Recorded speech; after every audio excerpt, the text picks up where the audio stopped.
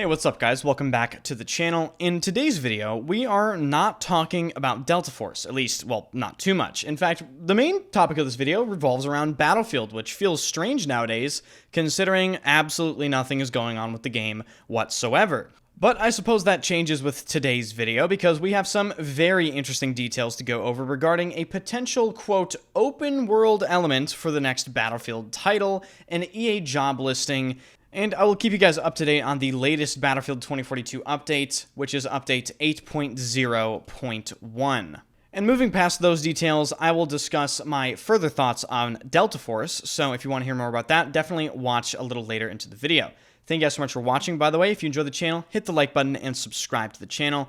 And I have an interesting question for all of you viewers. What do you guys want in terms of a potential merch drop? Are you guys interested? What would you like to see? If you have any ideas, leave a comment down below.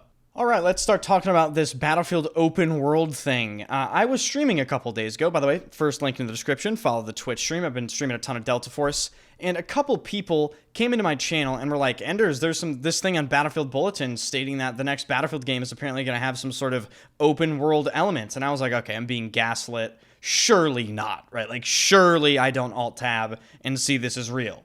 But then someone linked it, and I took a look at it, and yep, sure enough, I mean, I wasn't being gaslit. This is the post from Battlefield Bulletin. Apparently, a recent job listing from EA Motive hints at a possible inclusion of open-world elements for the next Battlefield title. Then he links the job listing, which has then been taken down from the website, actually. And the studio EA Motive is working on the single-player and multiplayer experiences, and I don't really know much about this studio, unless it has been renamed. So the first thing I will have to say about this is in the comments of this tweet, a lot of people are basically talking about the fact that this might not even be related to Battlefield. Some people are bringing up an Iron Man game, which is supposed to be open world, that is also being made. So this could have no correlation to Battlefield at all. But if it does, I certainly hope the open world elements are exclusively kept in the single player, because you guys know my opinion on the next Battlefield's development. They just need to be as safe as possible. They don't need to do anything outside of the box. They don't need to freak out, bite off more than they can chew, and then destroy the entire game. So, fingers crossed there isn't any truth to that open world stuff, unless it pertains to the single-player campaign, which I would actually love to see some open world stuff in the Battlefield single-player campaign for the next Battlefield game. I think it would be pretty awesome. Now, moving on to this update 8.0.1, there's not much to talk about at all. In fact, the only highlight of this update is the fact that they are apparently buffing the Condor's flight transition speeds. Yes, I'm not kidding. That is the most important thing in this update. An absolute nothing burger.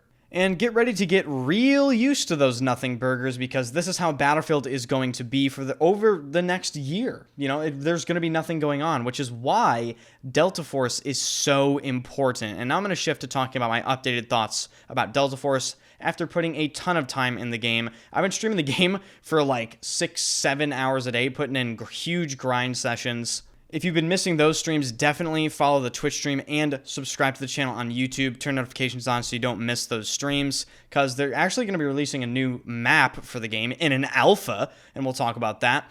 But in terms of my concerns with Delta Force, first of all, they need to remove the goddamn fucking AI, okay? Let me just emphasize that again. They need to remove the AI, okay? It is actively destroying the game.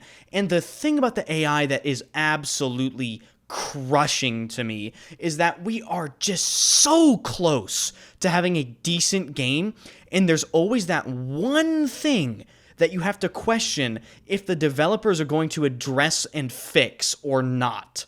And I do realize that Delta Force developers have been making statements about the AI already, saying they're going to reduce them, but what I want to hear is I want to hear a 100% confirmation that upon Delta Force releasing, which we still don't have a release date, that the AI are going to be removed from Havoc Warfare, okay, which is the Battlefield mode. And people are coming to me and saying, oh, Enders, it's an alpha, oh, this, that, and the other. Yeah, I understand, but when you're talking about a decision as crystal clear as this, I would just love to hear some early confirmation just to put any worries to rest. But the good news is, aside from the AI being literal T-1000s aimbotting me through smoke, Delta Force, for the most part, has been a complete breath of fresh air. There are some pretty negative aspects about the game, like I think flinch is absolutely insane. Yes, you can make weapon builds to reduce it, but I've just never been a fan of flinch in games in general. I think it's kind of cheap and just annoying at a certain point. And yes, the screen shake is super insane, and maybe there aren't many customization options for your minimap or for your crosshair, but the gameplay is pretty much very similar to Battlefield, and that's what we've all been looking for. You know, we've all been looking for a decent game to play. Battlefield itself isn't providing it, so another company came along and they're trying to provide it, and the developers are making a conscious effort to actively communicate with people both on Reddit and Twitter, and they're making, you know, dedicated videos to specific questions. So my point is, they're definitely on the right road. Now I want to talk about more specific things regarding the maps and just some of the gameplay elements. I actually think the gunplay needs to be changed, and let me explain. So, as you guys know, if you've played Delta Force and the closed playtest right now, the gunplay for this game is extremely similar to how Battlefield 2042's gunplay was at the launch of the game, meaning you can pretty much full auto spray people from over 100 meters. In fact, my longest full auto spray kill was with the AKM today at 145 meters. That is a massive balance problem.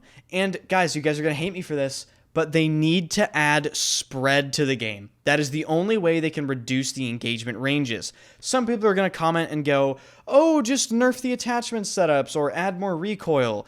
That's not a feasible solution, because at a certain point, the recoil is just too much, and if you nerf the attachment setups, maybe the game doesn't feel as good. So you need to add spread to the gunplay, and just make it so people just have to burst to retain accuracy. And if you can't pass the bursting IQ test, then I don't know what to tell you.